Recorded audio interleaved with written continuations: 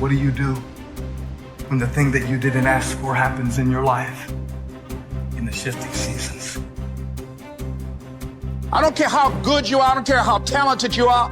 There are some times when things aren't going to go right, and you have to deal with it. You can find yourself stressed out. You can find yourself depressed, mentally fragile because of the experiences, the turbulence that you have gone through. You can experience enough pain in life that it can clobber you to the ground, and you believe you can't do it. You believe that this is it for you. No, it's not. What if you told people the story of, hey, I had a fucked up life, but I don't want to tell you that. I'm going to tell you what I'm going to do next, and I'm going to go out and do it.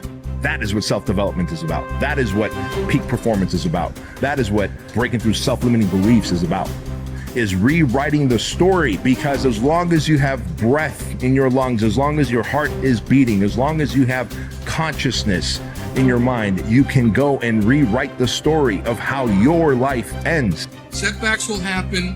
When they do, it's okay to cry, but eventually you have to get over it and move on. It is good to be uncomfortable. I've never met anybody who was terribly creative or gifted or strong in leadership who was also comfortable. It's always those people who say, is there not a cause?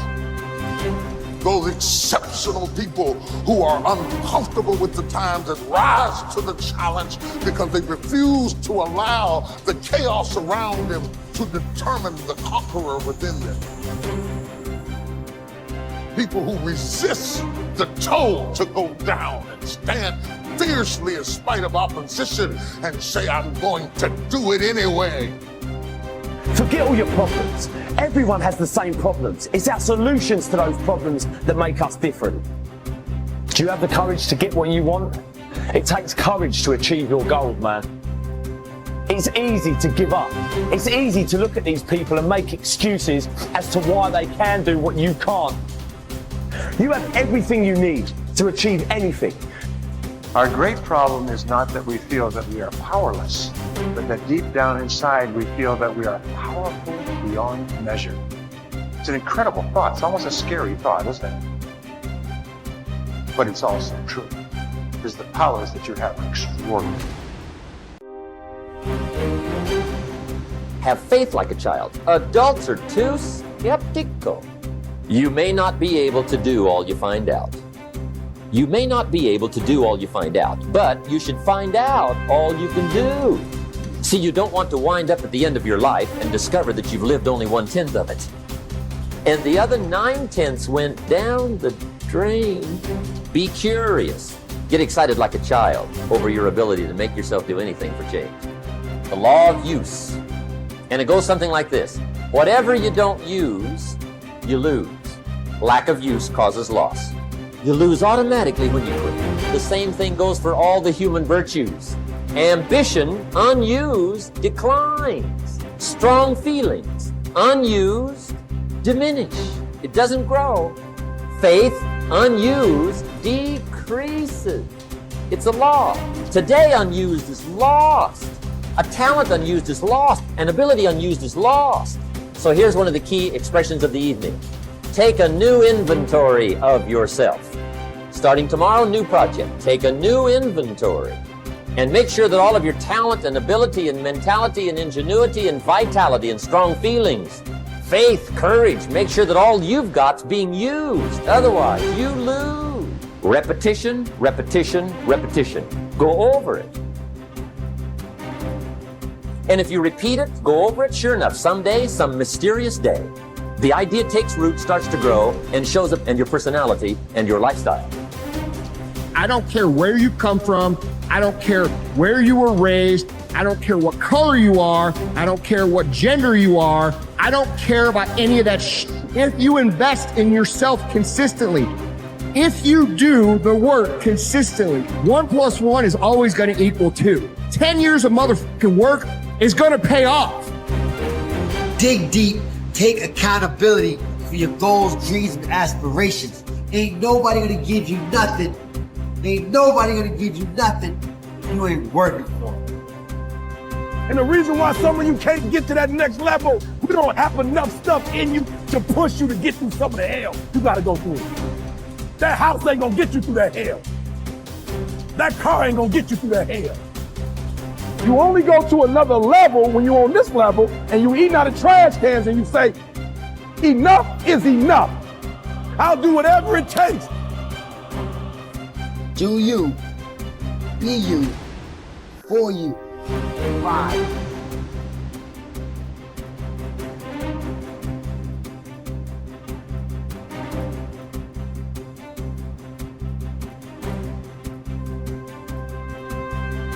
You should treat yourself like you're someone responsible for helping. And the first question is, well, why don't you? And the answer is, well, there's a lot wrong with you, you know? And it's hard to exercise enough love and care in a deep and non-naive way to care properly for something like that. It's an encouragement to assume, to act out the proposition that even if life is as difficult as it seems to be, and if you're as vulnerable and weak in a fundamental sense as you definitely are, and characterized by this terrible propensity for the infliction of voluntary suffering on yourself and others, and that destructive tendency, that there's still something within you that's so remarkable and so aligned with order and being in the proper manner that you can climb above that, let's say like Abel, and that you can make the proper sacrifices, and that you can set yourself right, and you can set your family right, and you can set the world right, and that the mere possibility that that might occur, that that might be within the realm of potential, means that you have a moral obligation to exercise the responsibility to take care of yourself as if you're something that matters. And that if you did that properly, it might turn out that what you did would matter, that it would matter to you, that it would be meaningful in the way that things that matter are meaningful, and that it would matter to everyone around you. If you aim to be something you are not, you will always fail. Aim to be you. Aim to look and act and think like you. Aim to be the truest version of you. Embrace that you-ness. Endorse it. Love it. Work hard at it. And don't give a second thought when people mock it or ridicule it. Most gossip is envy in disguise. I believe that what we become depends on what our fathers teach us at odd moments, when they aren't trying to teach us.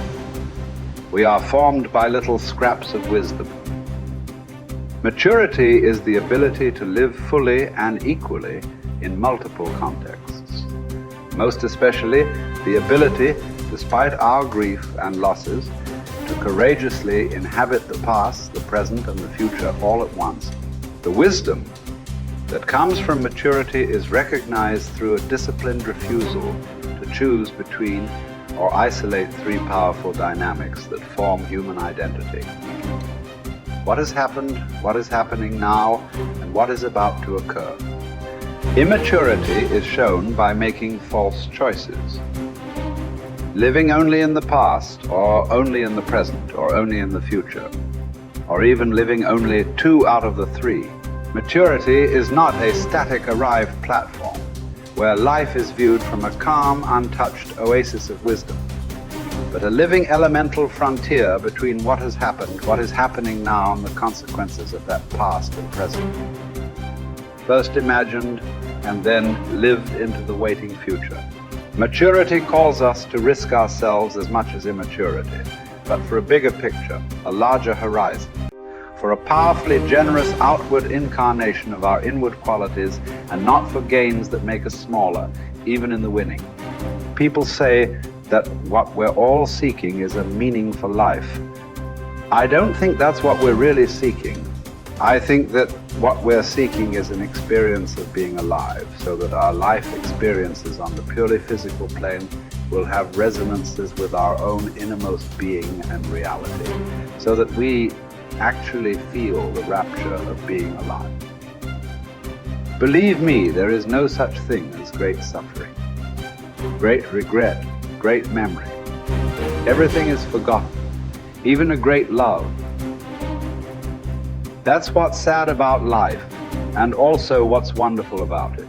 There is only a way of looking at things, a way that comes to you every once in a while.